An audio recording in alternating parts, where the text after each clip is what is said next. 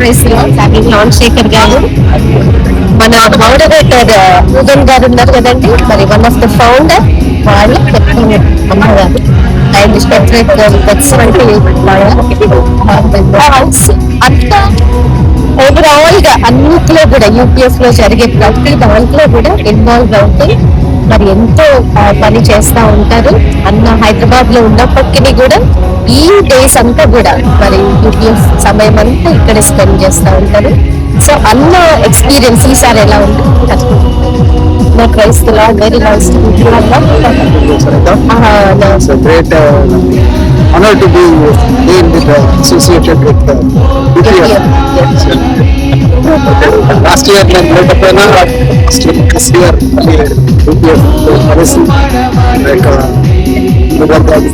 ప్రేమ అనురాగాలు దేవుని పరిచర్యలో ఇలాగ అందరం కొనసాగడంలో